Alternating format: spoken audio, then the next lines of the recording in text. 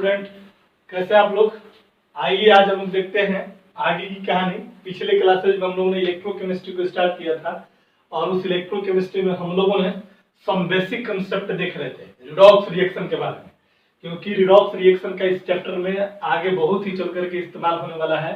क्योंकि जो भी हम लोग सेल पढ़ने वाले हैं, इलेक्ट्रोकेमिकल सेल पढ़ने वाले हैं या फिर आपका इलेक्ट्रोलाइटिक सेल पढ़ने वाले हैं, तो वहां पर जो रिएक्शन होने वाला है वो रिडॉक्स रिएक्शन होने वाला है। चाहे वो रिडॉक्स रिएक्शन डायरेक्ट हो या फिर रिडॉक्स रिएक्शन आपका इनडायरेक्ट हो, ठीक ना। तो हम लोगों ने शायद ऑक्सीडेशन नंबर निकालना सीख रहा था और मैंने बताया था कि कैसे ऑक्सीडेशन नंबर निकाला जाता है। एक दो क्वेश्चन मैंने करवाया था, है ना। आज हम लोग उसी को आगे प्रोसीड करते हैं, है ना। लिखेंगे उसी में नेक्स्ट पॉइंट करके। अब जो भी पॉइंट मेरे को याद नहीं है, ठीक है, आप इस तरह से एरो करके लिखो, है ना। रिप्रेजेंटेशन कर लो यहाँ पर, representation of phase change during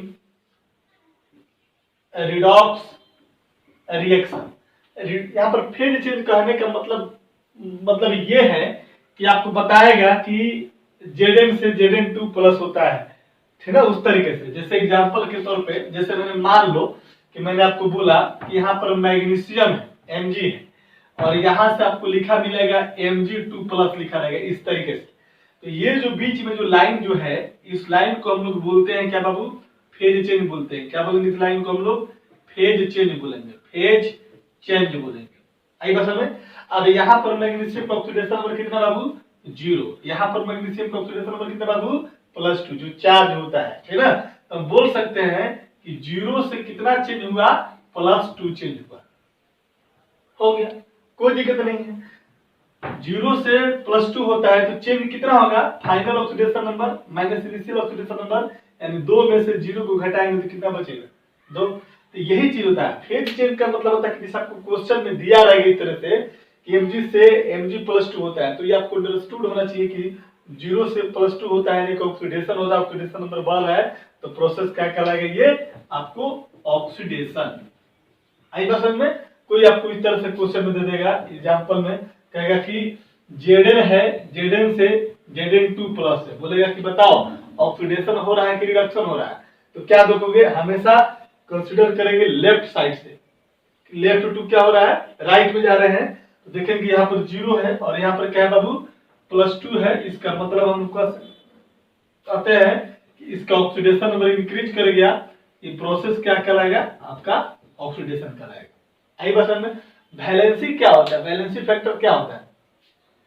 oxidation number पर एटम चेंज कितना हो रहा है। यहाँ पर एक एटम के लिए ऑक्सीडेशन नंबर कितना? 0। यहाँ पर एक एटम के लिए ऑक्सीडेशन नंबर कितना? +2। तो पर एटम हो गया, तो final oxidation number minus initial oxidation number करेंगे तो मेरा वैलेंसी फैक्टर निकल जाएगा, ठीक है।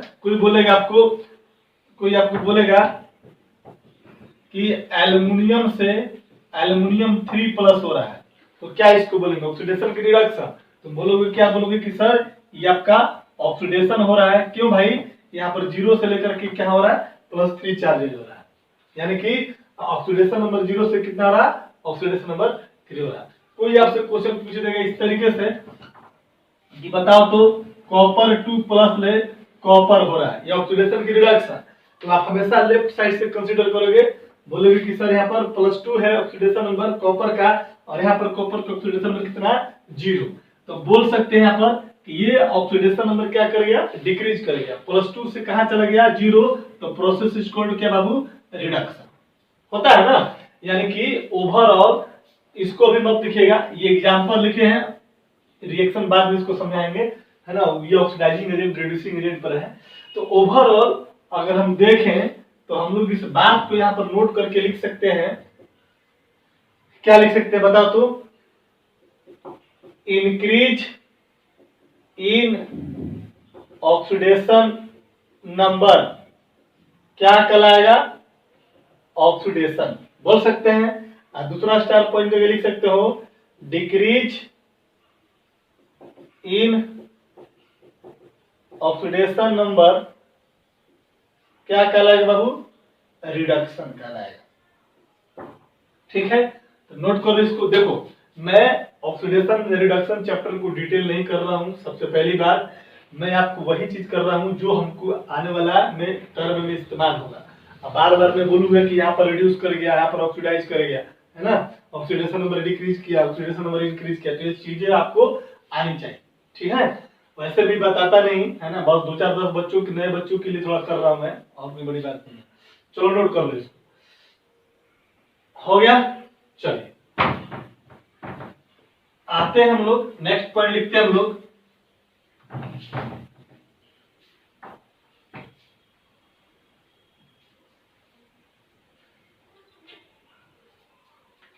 नेक्स्ट पॉइंट लिखेंगे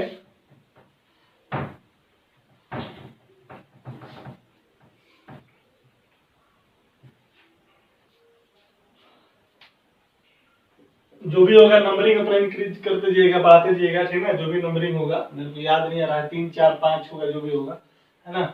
देखो लिखेंगे ऑक्सीडाइजिंग एजेंट। ऑक्सीडाइजिंग एजेंट क्या होता है, इसको शॉर्ट में हम लोग ओए बोलेंगे, या लोग इसको ऑक्सीडेंट भी बोलता है। क्या बोलता है बाबू? ऑक्सीडेंट के नाम से भी इसको जानता है। तो क्या होता है ऑक्सीडाइजिंग एजेंट? कहता है कि जो अपने आप को रिड्यूस कर दे, यानी जिसका खुद का रिडक्शन हो और दूसरे को क्या कर दे, ऑक्सीडाइज कर दे, उसको बोलते हैं हम लोग क्या, ऑक्सीडाइजिंग एजेंट बोलते हैं। देखो एजेंट का मतलब होता है कोई काम करने वाला, और ऑक्सीडाइजिंग का मतलब कि वैसा एजेंट या वैसा सब्सटेंस जो दूसरे को ऑक्सीडाइज करेगा। दूसरे को ऑक्सीडाइज कौन करेगा? जो खुद को अपने आप को क्या कर लेगा, रिड्यूस करेगा, यानी कि खुद का क्या हो, सेल्फ रिडक्शन हो, खुद का रिडक्शन हो और दूसरे का क्या करवा दे, ऑक्सीडेशन करवा दे। तो ऐसे सब्सटेंस को क्या बोलते हैं हम लोग, ऑक्सीडाइजिंग एजेंट बोलते हैं। क्लियर हो गया? जैसे बोल सकते हैं कि सब्सटेंस का मतलब यहाँ पर केमिकल सब्सटेंस होगा, कोई केमिकल कंपाउंड होंगे, मॉलिक्यूल होंगे, आयन्स होंगे, है ना। The substance which reduced itself and oxidizes other substances is called oxidizing agent. Oxidizing agent यानी कि हम कह सकते हैं, दैट इज कह सकते हैं कि अगर मान लो कि कोई हमारे पास ऑक्सीडाइजिंग एजेंट है, तो इसका क्या होगा, रिडक्शन होगा, रिडक्शन सेल्फ, है ना। जब रिडक्शन होगा तो ये क्या करेगा, गेन ऑफ इलेक्ट्रॉन कर सकता है। गेन ऑफ इलेक्ट्रॉन को क्या बोलते हैं, रिडक्शन बोलते हैं ना। तो ऑक्सीडाइजिंग एजेंट का मतलब होता है कि खुद को रिड्यूस करेगा, रिडक्शन होगा, इसका मतलब कि ये क्या करेगा, इलेक्ट्रॉन को गेन करेगा। इसका ऑक्सीडेशन नंबर क्या कर जाएगा बाबू, ऑक्सीडेशन नंबर क्या करेगा इसका, गेट डिक्रीजेज हो जाएगा, और क्या करेगा, ऑक्सीडाइज अदर, यानी कि दूसरे को ऑक्सीडाइज करेगा, खुद का रिड्यूस करेगा। रिडक्शन होगा तो मतलब क्या बोलेंगे, इलेक्ट्रॉन गेन करेगा, ऑक्सीडेशन नंबर क्या करेगा, डिक्रीज करेगा। ये कह सकते हैं कि पॉजिटिव चार्ज की मैग्नीट्यूड क्या होते जाएगा, कम होते जाएगा। आई बात समझ में? चलिए दूसरा लिख लो, रिड्यूसिंग एजेंट। रिड्यूसिंग एजेंट इसको शॉर्ट में आरए बोलेंगे, ठीक है, या इसको हम लोग रिडक्टेंट के नाम से भी जानते हैं। क्या बोलते हैं, रिडक्टेंट के भी नाम से जानते हैं। अब इसको लिए पूरा डिफिनेशन लिखवाने की जरूरत नहीं है, बस ऐसे ही समझा देता हूं। रिड्यूसिंग एजेंट को मैंने बोल दिया आरए। तो रिड्यूसिंग एजेंट क्या कहता है कि वैसा सब्सटेंस जो खुद को ऑक्सीडाइज कर ले और दूसरे को क्या कर दे, रिड्यूस कर ले। रिड्यूसिंग एजेंट मतलब कोई ऐसा सब्सटेंस होगा, कोई ऐसा एजेंट होगा जो दूसरे को रिड्यूस करता होगा और खुद को क्या कर लेगा, ऑक्सीडाइज कर लेगा। यानी खुद को ऑक्सीडाइज करेगा मतलब खुद का ऑक्सीडेशन करवाएगा और दूसरे का रिडक्शन करवाएगा, ठीक है ना। रिड्यूसिंग एजेंट का मतलब होता है ऑक्सीडाइज इटसेल्फ हो जाएगा, ऑक्सीडाइज इटसेल्फ रिड्यूसेस अदर, और बोल सकते हैं क्या, जब दूसरे को ऑक्सीडाइज करेगा, मतलब दूसरे को क्या करेगा बाबू, ऑक्सीडाइज करेगा। रिड्यूसेस अदर मतलब दूसरे का, देखो ऑक्सीडाइजेज इटसेल्फ मतलब खुद को ऑक्सीडाइज करेगा, मतलब अपना ऑक्सीडेशन नंबर क्या करेगा, बढ़ाएगा। यानी कि इसका खुद का होगा ऑक्सीडेशन, लिखेंगे ऑक्सीडेशन कैसे होगा, या गेन था तो यहाँ क्या हो जाएगा, लॉस इलेक्ट्रॉन करेगा, है ना, और क्या करेगा, इंक्रीज इन ऑक्सीडेशन नंबर हो जाएगा, कोई दिक्कत नहीं। चल ये दोनों कर लो तो ऑक्सीडाइजिंग एजेंट क्या होगा, रिड्यूसिंग, एक दूसरे का अपोजिट है। ऑक्सीडाइजिंग एजेंट उसको बोलेंगे जो दूसरे को ऑक्सीडाइज करेगा, खुद को रिड्यूस करेगा, मतलब दूसरे का ऑक्सीडेशन नंबर बढ़ाएगा और अपना ऑक्सीडेशन नंबर घटाएगा। ऑक्सीडेशन नंबर जब घटता है तो क्या बोलते हैं, रिडक्शन बोलते हैं। कैसे रिडक्शन होगा, गेन ऑफ इलेक्ट्रॉन करके, ऑक्सीडेशन नंबर को डिक्रीज करके, और आई बात समझ में ना, आप फिर क्या कर लेगा, दूसरे को ऑक्सीडाइज कर लेगा। रिड्यूसिंग एजेंट जस्ट इसका अपोजिट हो जाता है, क्या बोलेगा, दूसरे को ऑक्सीडाइज क्या करेगा बाबू, ऑक्सीडाइज इटसेल्फ खुद को ऑक्सीडाइज करेगा, रिड्यूसेस अदर दूसरे को रिड्यूस करेगा, दूसरे को रिड्यूस करने का मतलब है दूसरे का रिडक्शन करवाएगा, खुद को ऑक्सीडाइज करेगा, खुद का ऑक्सीडेशन नंबर बढ़ाएगा। ऑक्सीडेशन नंबर कैसे बढ़ता है, लॉस ऑफ इलेक्ट्रॉन को ऑक्सीडेशन बोलते हैं, इंक्रीज इन ऑक्सीडेशन नंबर को ऑक्सीडेशन बोलते हैं, ठीक है ना। तो जो भी ये चारों कैरेक्टर अगर जिस सबस्टेंस में मिलेंगे उसको बोलेंगे रिड्यूसिंग एजेंट, और ये जो चारों कैरेक्टर जिस सबस्टेंस में मिलेंगे उसको क्या बोलेंगे, ऑक्सीडाइजिंग एजेंट। चलो नोट करो, हो गया, जल्दी कीजिए।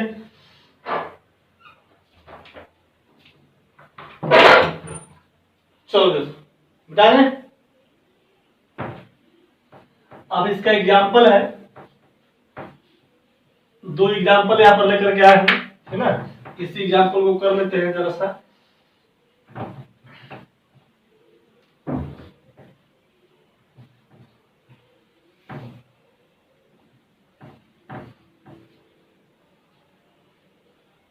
देखो हमारे सामने पहला एग्जांपल लेकर ना, ऑक्सीडाइजिंग एजेंट और रिड्यूसिंग एजेंट के एग्जांपल देखना। पहला इक्वेशन क्या है, 4HCl है प्लस MnO2 है, अब बनता है क्या बाबू, Cl2 बनता है, MnCl2 बनता है, अब प्लस क्या बनता है, 2H2 बनता है। सबसे पहले कि ऑक्सीडेशन नंबर कैसे पता चलेगा कि किसका ऑक्सीडेशन नंबर घट रहा है और किसका ऑक्सीडेशन नंबर आपका बढ़ रहा है, तो याद करना पर एटम जिसका चेंज होगा उसी को कंसीडर किया जाता है ना, जिसका चेंज नहीं होता है उसको नहीं करेंगे, है ना। अच्छा दूसरी चीज, जब भी आपको कोई केमिकल रिएक्शन दिया रहेगा और उसमें स्टोइकियोमेट्रिक कोफिशिएंट लगा रहेगा, स्टोइकियोमेट्रिक कोफिशिएंट लगा रहेगा, तो यहाँ पर ऑक्सीडाइजिंग एजेंट और रिड्यूसिंग एजेंट को पहचानने के लिए स्टोइकियोमेट्रिक कोफिशिएंट से कोई लेना देना नहीं होता। स्टोइकियोमेट्रिक कोफिशिएंट जो होता है वो केमिकल रिएक्शन को बैलेंस करने के लिए इस्तेमाल किया जाता है, ठीक है ना। तो उस पर नहीं जाना है कि यहाँ 4 लिखा हुआ है, यहाँ 2 लिखा हुआ है, उससे मतलब नहीं है, है ना। ये सब क्या कहलाएंगे, स्टोइकियोमेट्रिक कोफिशिएंट कहलाएंगे। जो कोई भी कंपाउंड या मॉलिक्यूल के क्या होता है, कोफिशिएंट में जुड़ा रहता है, जो कि केमिकल रिएक्शन को बैलेंस करता है, उसको हम क्या बोलते हैं बाबू, स्टोइकियोमेट्रिक कोफिशिएंट। और केमिकल इक्वेशन को ये पहचानने के लिए कि इसमें से कौन सा रिएक्टेंट या प्रोडक्ट आपका ऑक्सीडाइजिंग एजेंट है या रिड्यूसिंग एजेंट है, उसको दिखाने के लिए किया जाता है, ठीक है ना। तो चलो हम लोग यहाँ पर बात करते हैं, तो यहाँ पर हम लोग को बैलेंसिंग से कोई मतलब नहीं है। अब हम लोग को देखना है कि ऑक्सीडाइजिंग में बोलूंगा कि कोई केमिकल रिएक्शन हो रहा है और इसमें पहचान करके कौन ऑक्सीडाइजिंग एजेंट है और कौन क्या है, रिड्यूसिंग एजेंट है। तो कैसे पहचानेंगे, एक ही तरीका है, ऑक्सीडेशन नंबर देख लो, किसका ऑक्सीडेशन नंबर घट रहा है, जिसका ऑक्सीडेशन नंबर घटेगा उसका रिडक्शन होगा, जिसका रिडक्शन होगा दूसरे को क्या करेगा, ऑक्सीडेशन करेगा, है ना। किसी का ऑक्सीडेशन नंबर अगर बढ़ रहा है इसका मतलब खुद का ऑक्सीडेशन करवा रहा है, यानी दूसरे को क्या करेगा, रिड्यूस करेगा, तो उसको क्या बोलेंगे बाबू, रिड्यूसिंग एजेंट बोलेंगे। तो देखो यहाँ पर आपको बताया था कि हाइड्रोजन का कितना पॉजिटिव चार्ज होता है, +1 होता है हाइड्रोजन का ऑक्सीडेशन नंबर भाई। क्लोरीन का कितना, -1। एक ऑक्सीजन का कितना होता है, -2, तो 2 का कितना, -4। इस पर कितना रखेंगे कि टोटल 0 हो जाएगा, तो MnO2 इस कंपाउंड पे टोटल चार्ज कितना है, 0 है। अगर तुमको बोले कि Mn का ऑक्सीडेशन नंबर निकालो तो तुम बोलेगे कि सर इसका x मान लिया, एक ऑक्सीजन का -2 तो 2 का कितना, 2 गुना -2 का बराबर कितना, 0 के बराबर कर दिया। x - 4 = 0, इसलिए x बराबर कितना, +4। आप बोलोगे इसको, ऐसे ऑक्सीडेशन नंबर निकालते हैं हम लोग। तो यहाँ पर हम लोग को क्या करना है, डायरेक्ट मैं कर दे रहा हूँ। जैसे कि टोटल कंपाउंड पर क्या है, 0 चार्ज है। इस पर चार्ज क्या है, कुछ चार्ज दिखाई दे रहा है आपको, नहीं दिखाई दे रहा है। तो हम जानते हैं कि अब यहाँ पर भी Mn का ऑक्सीडेशन नंबर मेरे को पता नहीं है, ठीक है।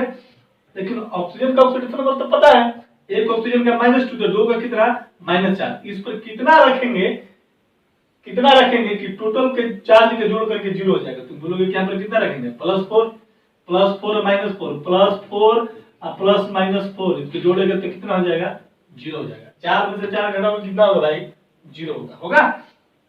चलो, यानी कि यहाँ पर Mn का ऑक्सीडेशन नंबर कितना हो गया, प्लस। आगे बोलते हैं, ये Cl2 है, कंबाइंड स्टेट में है ना, और ये मॉलिक्यूलर फॉर्म में। ध्यान रखना, कोई भी एटम अगर सिंगल स्टेट में हो, जैसे कि सोडियम सिंगल स्टेट में है ना, फास्फोरस सिंगल स्टेट में, सल्फर एसिड फॉर्म में, एलोट्रोपिक फॉर्म में प्रेजेंट रहेगा, O2 इस तरह से रहेगा, H2 इस तरीके से रहेगा, Cl2 इस तरह से रहेगा। तो ये सबको भी हमारा जो रहेगा क्या होता है, इसका ऑक्सीडेशन नंबर क्या माना जाता है बाबू, इसका ऑक्सीडेशन नंबर क्या माना जाता है, 0। याद रखना, अगर कोई आपसे क्वेश्चन ऐसे पूछ दे कि सोडियम का ऑक्सीडेशन नंबर कितना, तो आप बोलिएगा कि कंबाइंड स्टेट में है कि अनकंबाइंड स्टेट में या फ्री स्टेट में। अगर कोई भी एलिमेंट अनकंबाइंड स्टेट में हो या फ्री स्टेट में हो, तो उसका ऑक्सीडेशन नंबर क्या होता है, 0 होता है। यहाँ पर O2 है, H2 है, Cl2 है, I2 है, Br2 है, कुछ भी होगा इस फॉर्म में, तो वैसे को बोला जाता है एलोट्रोपिक फॉर्म बोला जाता है, या उसको मॉलिक्यूलर स्टेट बोला जाता है। वैसे सिचुएशन में उसका ऑक्सीडेशन नंबर क्या माना जाता है, 0 माना जाता है, ठीक है। कर लेना साइड में, इसको लिख लो, अनकंबाइंड स्टेट या मॉलिक्यूलर स्टेट, या इसको बोलते हैं एलोट्रोपिक फॉर्म, एलोट्रोपिक फॉर्म। ये जितने भी होंगे उनका ऑक्सीडेशन नंबर कितना होगा बाबू, 0 होगा, ठीक है ना। तो देखो, हमने देखा है, यहाँ निकाला, यहाँ पर Cl2 का ऑक्सीडेशन नंबर कितना आ जाएगा, 0। यहाँ पर देख तो एक क्लोरीन का -1 2 का कितना, -2। यहाँ पर कितना रखेंगे कि टोटल का जोड़ 0 होगा, तुम बोलोगे कितना, +2। अगर ऐसे नहीं होता तो भाई तुम निकाल ले, कैसे निकालेगा, इसका मान लें x प्लस एक क्लोरीन का -1 2 का कितना, -2 बराबर कितना कर देंगे, तो इस पर किसी भी प्रकार का कुछ चार्ज है क्या, नहीं, तो 0 के बराबर कर देंगे। तो x - 2 = 0, इसलिए x बराबर कितना, +2 आ गया। Mn का ऑक्सीडेशन नंबर कितना निकाल गया, +2। आई बात समझ में, तो मैं डायरेक्ट कर दे रहा हूँ, ठीक ना। आपको भी तो बताया जा चुका है ना, ऐसा नहीं है कि मैं नया पढ़ा रहा हूँ ये सब चीजें, है ना। आपको ऑलरेडी जानते हो, नया नहीं जानते हो आप लोग, है ना। यहाँ पर -2 हो गया, तो यहाँ पर कितना हो जाएगा बाबू, +2। देख तो यहाँ पर एक ऑक्सीजन का -2, यहाँ पर कितना रखेंगे हाइड्रोजन पे, 0 हो जाएगा, तो तुम बोलोगे कि +2। दोस्तों, 2 हाइड्रोजन के लिए +2, एक हाइड्रोजन के लिए कितना, +1। और हाइड्रोजन का ऑक्सीडेशन नंबर कितना होता है, +1 होता है, आपको पता है, कोई दिक्कत नहीं।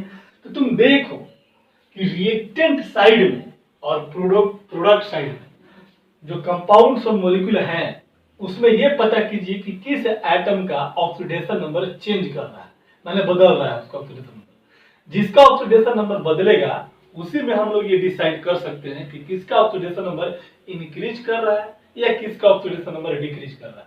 जिसका ऑक्सीडेशन नंबर इंक्रीज करेगा उसको बोलेंगे कि उसका ऑक्सीडेशन होता, और जिसका ऑक्सीडेशन होता है उसको रिड्यूसिंग एजेंट बोलते हैं, ठीक है ना। आई बात में फिर देखेंगे कि इसमें कौन सा एलिमेंट है जिसका ऑक्सीडेशन नंबर रिड्यूस कर रहा है।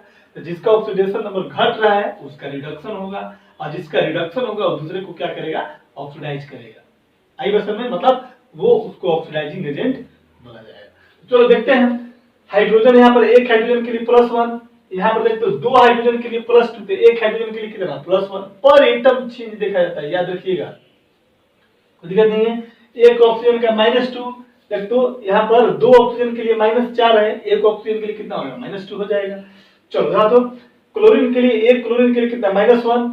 यहाँ पर देख तो दो क्लोरीन के लिए कितना -2, यानी कि एक क्लोरीन के लिए कितना हो जाएगा -1। और जब तो यहाँ पर एक क्लोरीन के लिए -1, यहाँ पर दो क्लोरीन के लिए 0, तो एक क्लोरीन के लिए भी यहाँ पर निकालोगे तो कितना निकलेगा 0, नहीं निकलोगे।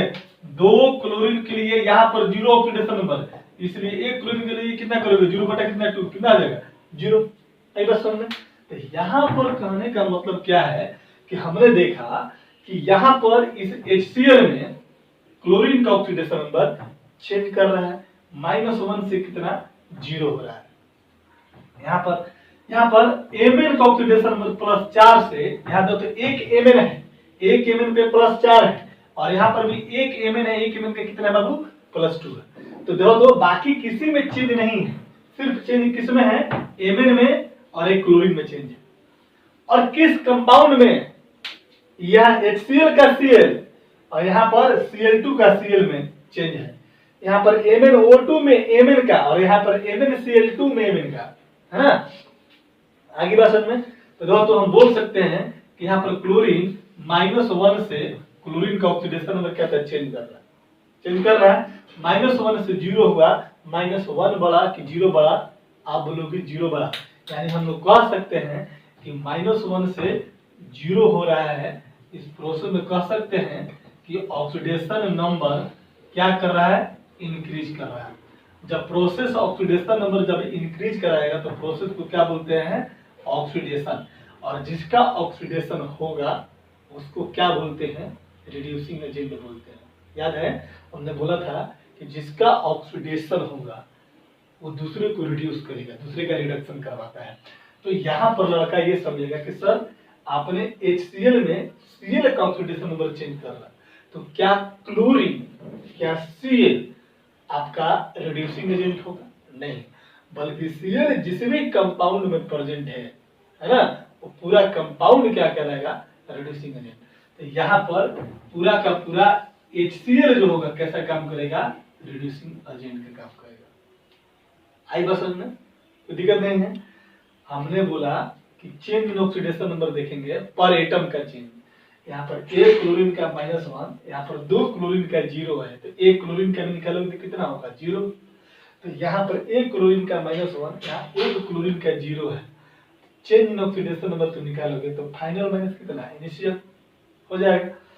यानी कि एक ऑक्सीडेशन नंबर क्या किया, उसका डिक्रीज किया, है ना। तो क्लोरीन का ऑक्सीडेशन नंबर तो यहाँ पर -1 से कितना होता है, 0 होता है। यानी कह सकते हैं कि -1 से 0 होगा, -1 कम होगा, 0 हल्का होगा, मेरा बड़ा होगा। तो क्लोरीन का ऑक्सीडेशन नंबर इंक्रीज किया तो ये प्रोसेस क्या कराएगा, ऑक्सीडेशन। यानी कि क्लोरीन का ऑक्सीडेशन हो रहा है बोलेंगे, तो क्लोरीन का ऑक्सीडेशन होगा तो पूरा HCl को हम लोग क्या बोलेंगे, रिड्यूसिंग एजेंट बोलेंगे।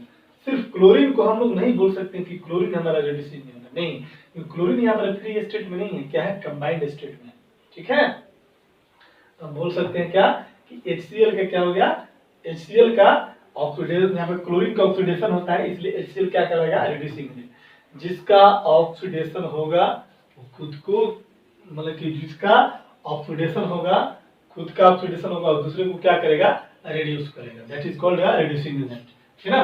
अब यहाँ पर देखते हैं MnO2 में Mn+4 है और यहाँ पर MnCl2 में Mn कितना है, +2 है। यहाँ से देख तो इसका बना कर दिखाता हूँ, +4 ऑक्सीडेशन नंबर से +2 ऑक्सीडेशन नंबर हो रहा है, दिखाई दे रहा है ना, +2 ऑक्सीडेशन नंबर हो रहा है। तो 4 से 2 हो गया, ऑक्सीडेशन नंबर बताओ घटा कि बढ़ा, तुम बोलोगे कि ऑक्सीडेशन नंबर सर डिक्रीज करेगा। जब ऑक्सीडेशन नंबर डिक्रीज किएगा तो प्रोसेस क्या कहलाता है, रिडक्शन कहलाता है। तो बताओ जिसका रिडक्शन होगा उसको क्या बोलते हैं, ऑक्सीडाइजिंग एजेंट बोलते हैं ना। यानी कि खुद का रिडक्शन होगा तो दूसरे को क्या करेगा, ऑक्सीडाइज करेगा। खुद का ऑक्सीडेशन हो रहा है तो दूसरे को क्या करेगा, रिड्यूस करेगा।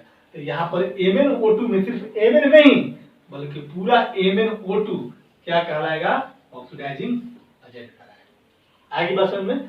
तो यहाँ पर क्वेश्चन में मिलेगा आगे चल करके, जब हम इलेक्ट्रोकेमिस्ट्री में, अभी तो मैं आपको कुछ भी नहीं इलेक्ट्रोकेमिस्ट्री पढ़ा रहा हूँ, अभी इलेक्ट्रोकेमिस्ट्री का इन्वायरमेंट तैयार किया जा रहा है कि कोई इलेक्ट्रोकेमिस्ट्री में जो टर्म आएंगे उसके लिए आपको कोई परेशानी या कोई दिक्कत नहीं होनी चाहिए, ठीक है ना। इसलिए तो आपको जो है यहाँ पर बस समझना है इस चीज को, बाकी नहीं समझना चाहिए ना। तो क्वेश्चन में पूछेगा कि HCl MnO2 Cl2 दिया इक्वेशन, बोलेगा इसमें से कौन ऑक्सीडाइजिंग एजेंट है और कौन रिड्यूसिंग एजेंट है। तो बोलेंगे कि HCl मेरा रिड्यूसिंग एजेंट है और MnO2 ऑक्सीडाइजिंग एजेंट है।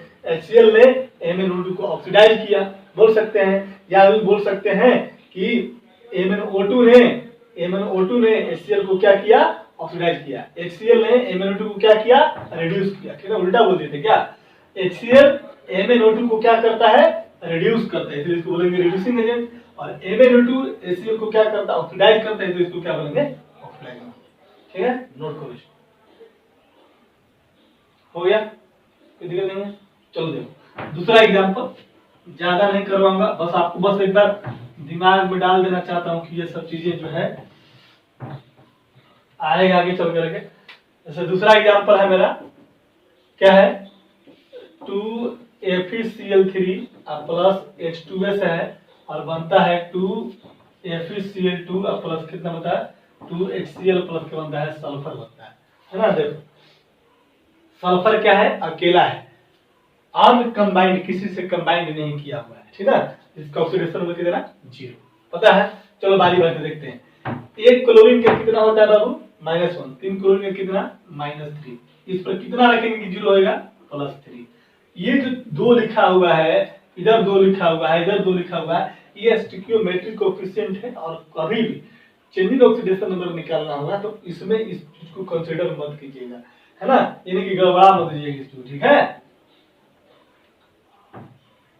दिस इज कॉल्ड स्टिकियोमेट्रिक कोएफिशिएंट, और इसको हम लोग को कोई लेना देना नहीं है ना अभी। चलो तो एक क्लोरीन का -3, तो 3 क्लोरीन का कितना, एक क्लोरीन का -1 तो 3 का कितना, -3 हो जाएगा।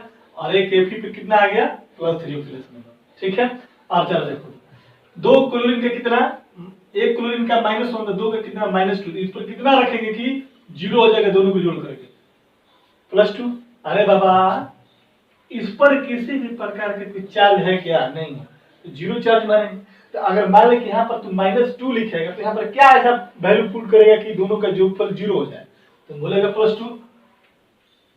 आई बात समझ में, यहाँ -2 तो यहाँ पर कितना, +2। क्लोरीन का कितना, -1, यहाँ पर कितना, +1। और यहाँ पर सल्फर का कितना, 0। यहाँ पर देख तो एक हाइड्रोजन का +1, 2 हाइड्रोजन कितना, +2, तो यहाँ पर कितना रखेंगे कि 0 हो जाएगा, तो बोलेगा इसको -2 रखेंगे। हाइड्रोजन का ऑक्सीडेशन नंबर, अल्कली मेटल का, अल्कलाइन अर्थ मेटल का हमने लिखवा दिया है ना, कुछ एलिमेंट का ऑक्सीडेशन नंबर, ऑक्सीजन का जनरली -2 होता है। तो ये सब चीजें ध्यान देना है आप लोगों को, ठीक ना, कुछ याद रखना है और बाकी आप कैलकुलेट करना है। तो जरा देखते हो, आप देखते हैं किसका ऑक्सीडेशन नंबर चेंज करना है। तो क्लोरीन, एक क्लोरीन का देखो यहाँ पर 3 क्लोरीन का -3, तो एक क्लोरीन का कितना, -1। चलो 2 क्लोरीन का -2, एक क्लोरीन का -1, और यहाँ पर एक क्लोरीन का -1, यानी कि इस पूरे रिएक्शन में क्लोरीन का ऑक्सीडेशन नंबर कहीं पर चेंज नहीं कर रहा है। पर एटम, एक एटम का जो ऑक्सीडेशन नंबर होगा नहीं चेंज कर रहा है। चलते हैं, आते हैं सल्फर में। यहाँ तो हाइड्रोजन का तो +1 होता है, 2 हाइड्रोजन के लिए +2, तो एक हाइड्रोजन कितना, +1। यहाँ पर भी तो एक क्लोरीन के लिए -1, यहाँ पर एक हाइड्रोजन कितना, +1। ये तो मेरा बैलेंसिंग है, उसको ध्यान देना है। तो हाइड्रोजन का भी ऑक्सीडेशन नंबर चेंज नहीं किया। अब सल्फर की बात करेंगे, तो सल्फर कितना है, -2, और यहाँ पर सल्फर कितना आ जा रहा है, 0। देखो सल्फर का ऑक्सीडेशन नंबर चेंज कर रहा है कितना, -2 से कितना, 0। यहाँ पर तेरा ऑक्सीडेशन नंबर क्या कर रहा है बाबू, इंक्रीज कर रहा है। ऑक्सीडेशन नंबर इंक्रीज कर रहा है, प्रोसेस क्या कहलाएगा, ऑक्सीडेशन। और जिसका ऑक्सीडेशन होता है उसको क्या बोलते हैं, रिड्यूसिंग एजेंट। जो खुद को ऑक्सीडाइज कर ले और दूसरे को क्या करता है, रिड्यूस। इसका खुद का ऑक्सीडेशन हो, दूसरे को क्या करता है, रिडक्शन। यानी कह सकते हैं कि यहाँ पर सल्फर का ऑक्सीडेशन हो रहा है, यानी कि पूरा का पूरा H2S क्या कहलाएगा, बोलो, रिड्यूसिंग एजेंट कहलाएगा। कोई दिक्कत नहीं है। अब यहाँ पर तो आयरन का ऑक्सीडेशन मतलब Fe का, यहाँ पर एक Fe का +3 है और यहाँ पर एक Fe का कितना है, +2 है। देख तो +3 से होता है +2, यहाँ पर बोल सकते हैं कि इसका ऑक्सीडेशन नंबर क्या करेगा, डिक्रीज करेगा। ऑक्सीडेशन नंबर डिक्रीज किया तो प्रोसेस क्या कहलाएगा बाबू, रिडक्शन। और जिसका रिडक्शन होता है उसको क्या बोलते हैं, ऑक्सीडाइजिंग एजेंट। यानी कि ये पूरा FeCl3 क्या कहलाएगा, ऑक्सीडाइजिंग एजेंट। आई बात समझ में? चलिए, कट गया था, कैंसिल हो गया था, खैर कोई बात नहीं है। चलिए, ये रिएक्शन देखा था हम लोगों ने, ठीक है। क्या मैंने बताया था आपको कि जिसका ऑक्सीडेशन होगा और दूसरे को क्या करेगा, रिड्यूस करेगा, जिसका रिडक्शन होगा दूसरे को क्या करेगा, ऑक्सीडाइज करेगा। क्लियर है?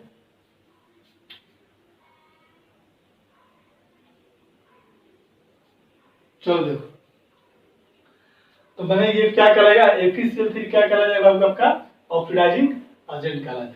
कोई दिक्कत नहीं है। तो ये दो रिएक्शन थे, दोनों मैंने करवा दिया आपको, है ना। तो आपको समझ में आ गया होगा कि ऑक्सीडाइजिंग एजेंट क्या है, रिड्यूसिंग एजेंट क्या है, ऑक्सीडेशन नंबर क्या है ना। चल नोट कर लीजिए इसको,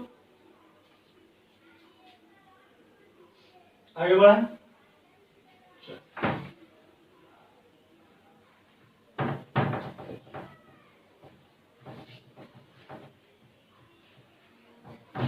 बाकी बैलेंसिंग वगैरह जो भी जानते हैं वो सब जानिएगा। रिडॉक्स रिएक्शन पढ़ लीजिएगा एक बार बढ़िया से, काम आने वाला है आपको, ठीक है ना।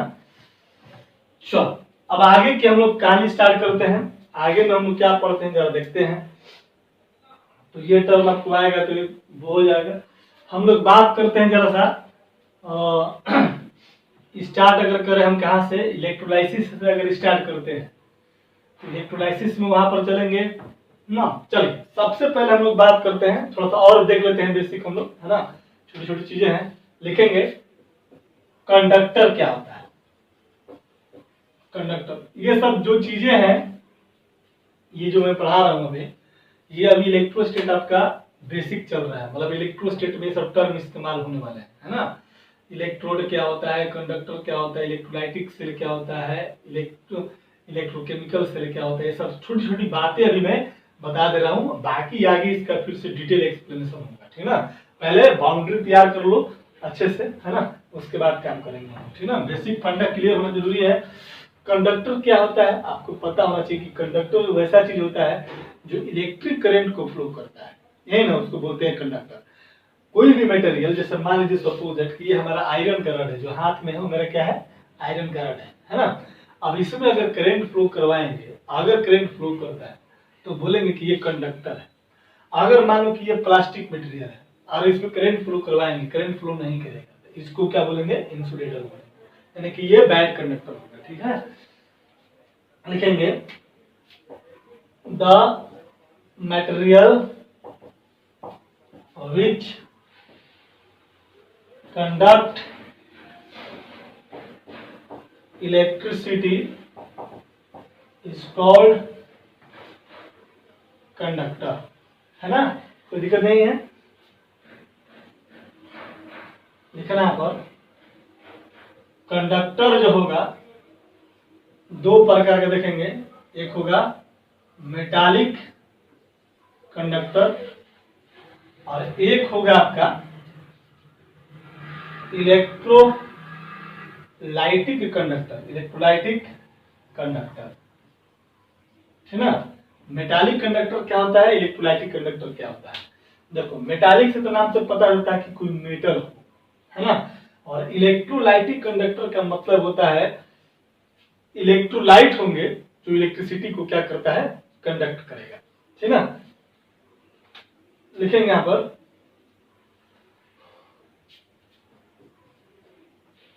मेटालिक कंडक्टर लिख लीजिएगा।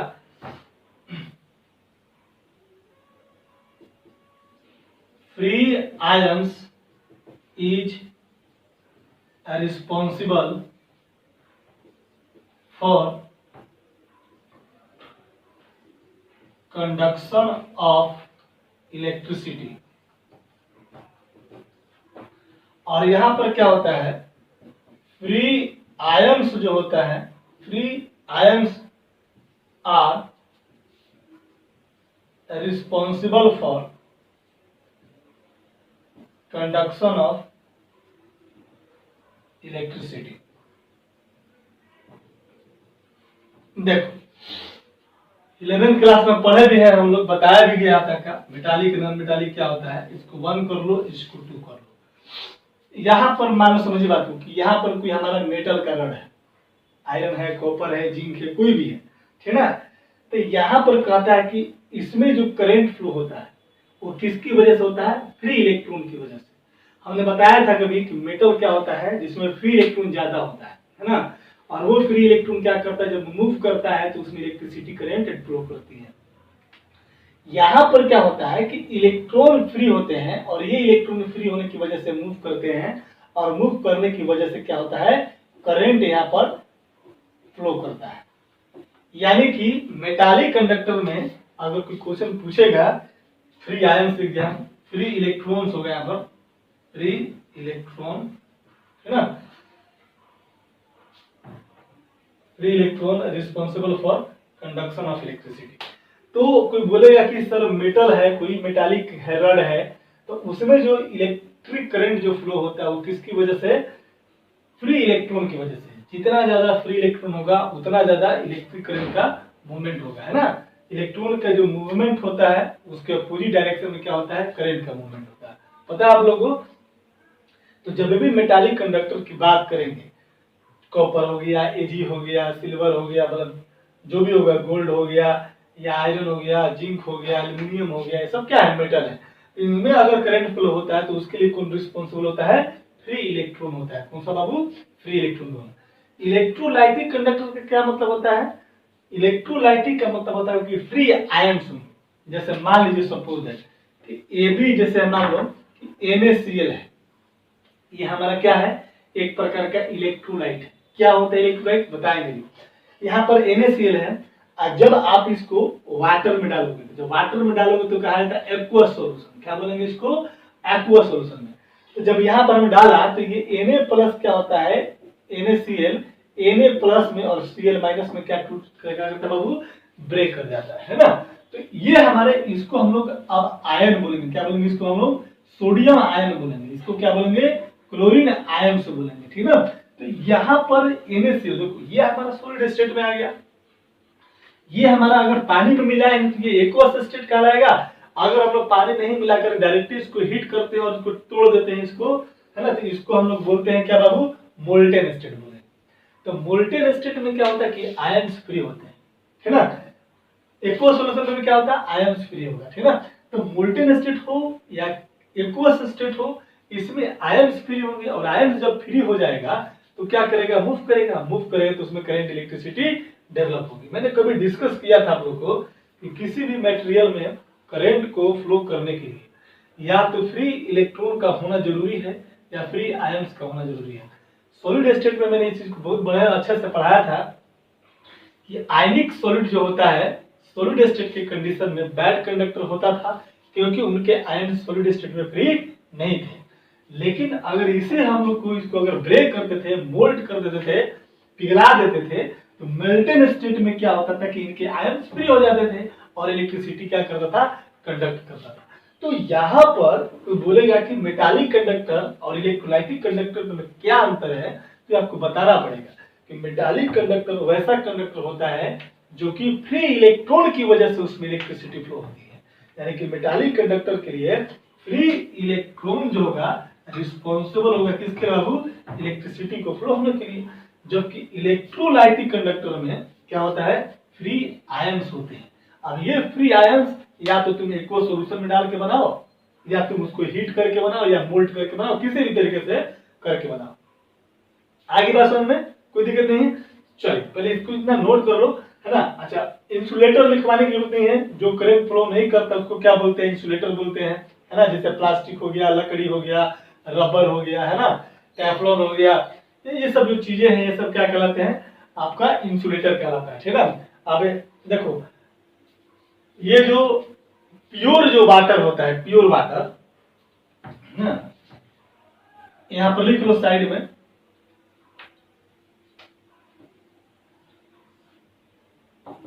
इंसुलेटर देख लो। यहां पर इंसुलेटर क्या होता है, the material which not conduct electricity, यही बोलेंगे, इज कॉल्ड इंसुलेटर। हो गया, कोई दिक्कत नहीं है। एग्जाम्पल इसका प्लास्टिक हो गया, रबर हो गया, वुड हो गया, लकड़ी हो गया, इट इज। इसी में लिख लेना स्टार पे करके, प्योर जो वाटर होता है, प्योर जो वाटर वो क्या होता है बाबू, प्योर। ये जो हम लोग पानी जो पीते हैं वो प्योर नहीं होता है, तो बहुत सारा आयंस प्रेजेंट है, ठीक ना। जो प्योर जो वाटर होता है, डिस्टिल जो वाटर जिसको हम लोग बोलते हैं, उसमें किसी भी प्रकार का कोई इम्प्योरिटीज नहीं है, प्योर है, तो वो क्या करता है, प्योर वाटर क्या होता है, इंसुलेटर होता है, इंसुलेटर होता है ना। प्योर वाटर को करंट नहीं फ्लो करेगा प्योर वाटर में, अगर इसमें आप इलेक्ट्रिसिटी को फ्लो करवाना चाहते हैं तो इसको इम्प्योर स्टेट में लाना पड़ेगा, मतलब इसमें कुछ आयंस मिलाने पड़ेंगे, आयंस रहेंगे तभी क्या करेंगे, इधर उधर मूव करेगा और इलेक्ट्रिसिटी क्या करेगा, कंडक्ट करेगा। तो बोला जाता है कि जो रेन वाटर होता है, रेन वाटर वो प्योर वाटर होता है, क्या होता है, जो रेन वाटर जो होता है वो क्या होता है बाबू, प्योर होता है, और प्योर होता है तो रेन वाटर कैसा हो जाएगा, इंसुलेटर की तरह काम करेगा। आई बात समझ में।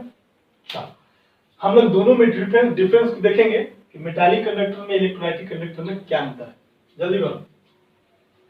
ये सब इलेक्ट्रोकेमिस्ट्री नहीं है, ये सब इलेक्ट्रोकेमिस्ट्री को पढ़ने के लिए छोटी छोटी जानकारियां हैं जो जरूरी है, ये सबसे क्वेश्चन आपका नहीं पूछने वाला है ना, माइंड सेट कर लीजिए, ठीक ना। बस थोड़ा सा बेसिक फंडा है, उसको जानना जरूरी है। अब बार बार टर्म इस्तेमाल होगा तो कहोगे कि ये चीज नहीं जानते, दिक्कत हो जाएगी। चलिए हो गया, आइए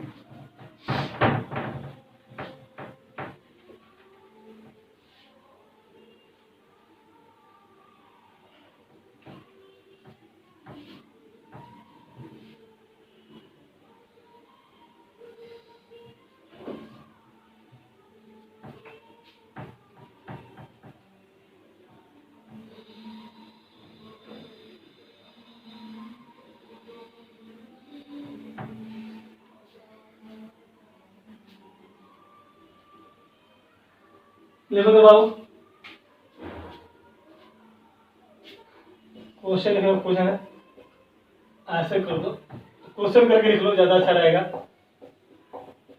right the differences between metallic conductor and electrolytic conductor.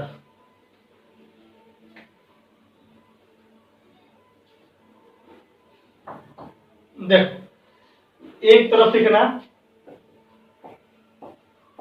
Metallic conductor,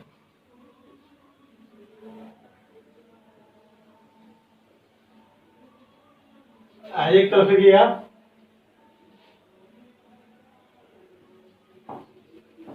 electrolytic conductor, है ना, कोई दिक्कत नहीं है।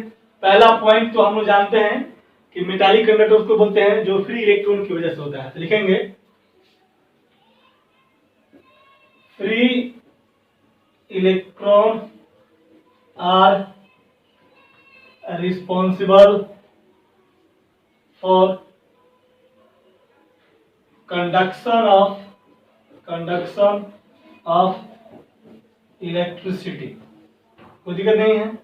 दूसरा इसका लिखेंगे पहला पॉइंट कि फ्री आयंस क्या होगा, रिस्पॉन्सिबल होगा ना, free ions are responsible for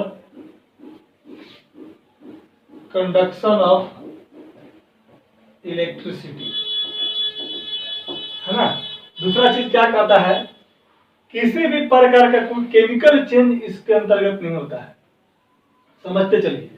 मान लो कि यहाँ पर क्या है, कोई मेटल है, मेटालिक पढ़ा रहा हूं मैं, यहाँ पर क्या है, कोई मेटल रड है और यहाँ पर इलेक्ट्रॉन है, तो इलेक्ट्रॉन का क्या होता है, सिंपली इसका क्या होता है, मूवमेंट होगा। इलेक्ट्रॉन को यहाँ से मेटल के अंदर में यहाँ से यहाँ मूव होने में कोई केमिकल रिएक्शन होने वाला नहीं है, असल में। जबकि इलेक्ट्रोलाइटिक कंडक्टर में केमिकल रिएक्शन होता है। कौन सा केमिकल रिएक्शन होगा बाबू, रिडॉक्स रिएक्शन होता है। किसी ने इलेक्ट्रॉन लॉस किया होगा और किसी ने इलेक्ट्रॉन गेन किया होगा, जो लॉस किया होगा उसका ऑक्सीडेशन है, जो गेन किया होगा उसका रिडक्शन। तो इसमें क्या होता है कि आपका एक प्रकार का ऑक्सीडेशन रिडक्शन, कह सकते हैं कि रिडॉक्स रिएक्शन क्या होता है, इलेक्ट्रोलाइटिक कंडक्टर में होगा जब भी रिएक्शन अगर होता है किसी भी प्रकार का तो उसमें कोई ना कोई चेंज आपको देखने को मिलेगा, जबकि यहाँ पर किसी भी प्रकार का कोई चेंज होने को नहीं मिलता, सिंपली फ्लो ऑफ इलेक्ट्रॉन होता है। ठीक है, देख लेंगे यहाँ पर नो एनी केमिकल चेंज अकर, कोई केमिकल चेंज नहीं होता है, जबकि यहां पर लिखेंगे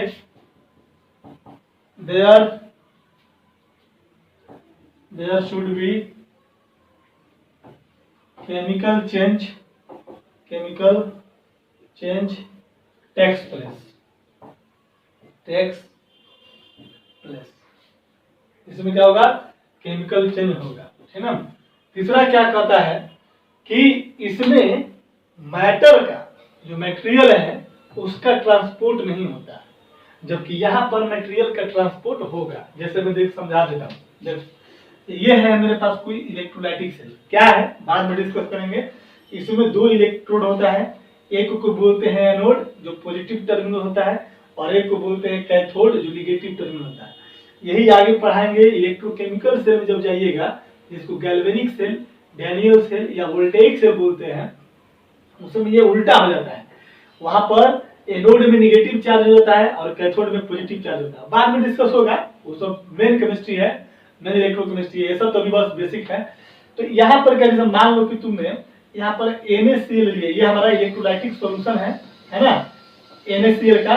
ये NaCl जैसे सॉल्यूशन में आता है और जब हम लोग इसको जब टूटेगा, NaCl किस में टूटेगा बाबू, एक टूटेगा Na प्लस में, दूसरा क्या टूटेगा Cl माइनस में। तो देखो सोडियम प्लस है और क्लोरीन क्या है, माइनस है, और दो इलेक्ट्रोड अलग अलग है, तो ये पॉजिटिव जो चार्ज वाला पार्टिकल है निगेटिव इलेक्ट्रोड पे जाएगा और निगेटिव वाला जो है इलेक्ट्रोड पर जाएगा पॉजिटिव हो जाएगा। तो यहाँ पर सोडियम प्लस क्लोरीन माइनस एक प्रकार का मटेरियल है, इस मटेरियल का ट्रांसपोर्ट हो रहा है, इनका पोजीशन चेंज हो रहा है। इसका मान लो कि ये सोडियम है तो ये इस पर जाके डिपोजिट करेगा, ये इधर है तो इस पर जाकर डिपोजिट करेगा, अपने अपोजिट रिस्पेक्टिव इलेक्ट्रोड पर जाकर क्या करेगा, ये अपोजिट जाकर के डिस्चार्ज हो जाता है, ठीक है। तो यहाँ पर मटेरियल का ट्रांसपोर्ट क्या होगा, होते रहेगा, जबकि यहाँ पर कोई भी मटेरियल का ट्रांसपोर्ट नहीं होता है, सिर्फ इलेक्ट्रॉन का मूवमेंट होता है। और ये ऐसा नहीं कि यहाँ पर कोई मेटल है और ये मेटल में अगर मैंने करंट फ्लो करवाना है तो ये मेटल उठ करके यहाँ पर चलाएगा, ऐसा कुछ तो है नहीं। जैसे मान लीजिए कि यहाँ पर वायर लगा हुआ है रूम में, तो करंट यहाँ से यहाँ तक फ्लो करेगा, ऐसा नहीं कि वायर यहाँ से उठ करके वहां चला जाएगा, ऐसा तो पॉसिबल है नहीं। तो यहाँ पर सेम चीज यहाँ पर है, यहाँ पर सिर्फ इलेक्ट्रॉन का मूवमेंट होता है और यहाँ पर आपके आयन मूव करेंगे, इनके मटेरियल एक जगह से दूसरे जगह ट्रांसपोर्ट कर सकते हैं, ठीक है। देख लेंगे यहाँ पर there is no transport of matter या मटेरियल, जो भी बोलना है। और यहाँ पर बोल सकते हैं क्या बाबू, तीसरा में transport of matter takes place. बगल में यहाँ पर नीचे करके लिख देना कि cation deposited at cathode while anion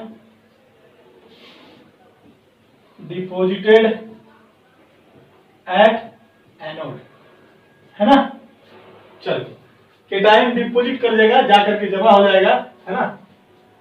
और एनायन किस पर, एनोड पर, केटायन किस पर, कैथोड पर। ये केटायन पॉजिटिव चार्ज होगा तो ये कैथोड नेगेटिव पे जाएगा, और एनायन नेगेटिव होता है जो एनोड पॉजिटिव पे जाकर डिपोजिट कर जाएगा, है ना। चौथा में लिखना कि जब टेम्परेचर जब तुम बढ़ाओगे तो मेटालिक कंडक्टर का रेजिस्टेंस बढ़ जाता है। रेजिस्टेंस क्या होता है, जो फ्लो ऑफ करंट को अपोज करे, फ्लो ऑफ करंट को क्या करे, रोक दे, ठीक है। तो और इंक्रीजिंग द टेम्परेचर, जब टेम्परेचर बढ़ाओगे तो मेटालिक कंडक्टर का रेजिस्टेंस इंक्रीज कर जाएगा। मेटालिक कंडक्टर का रेजिस्टेंस जब इंक्रीज करेगा तो फ्लो ऑफ करंट की टेंडेंसी कम हो जाएगी, जबकि इलेक्ट्रोलाइटिक कंडक्टर में ऐसा नहीं है। इलेक्ट्रोलाइटिक कंडक्टर में अगर तुम टेम्परेचर बढ़ाते हो तो और जल्दी से आयन में टूटेगा, बहुत सारा आयन बनेगा।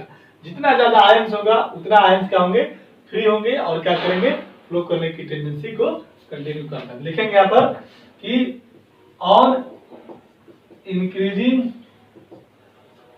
टेम्परेचर, ऑन इंक्रीजिंग टेम्परेचर कह सकते हैं क्या, रेजिस्टेंस इंक्रीजेज, ठीक है। और इसमें क्या हो जाएगा, ऑन इंक्रीजिंग टेम्परेचर रेजिस्टेंस क्या आगे जाएगी, डिक्रीजेज। आई बात समझ में, कोई दिक्कत नहीं है। अच्छा, पांचवा पॉइंट लिख लेना यहाँ पर कि मेटालिक कंडक्टर जो होता है वो फैराडे लॉ को फॉलो नहीं करता है। फैराडे लॉ ऑफ इलेक्ट्रोलिसिस पढ़ना है हम लोग को। और ये क्या करता है, इलेक्ट्रोलाइटिक कंडक्टर क्या करता है कि फैराडे लॉ ऑफ इलेक्ट्रोलिसिस को फॉलो करता है। और फैराडे लॉ ऑफ इलेक्ट्रोलिसिस क्या है पढ़ेंगे बाद में, टेंशन नहीं लेना है, देखेंगे। इट फॉलोज फैराडे लॉ, और ये लिख लीजिएगा इसका पांचवा पॉइंट,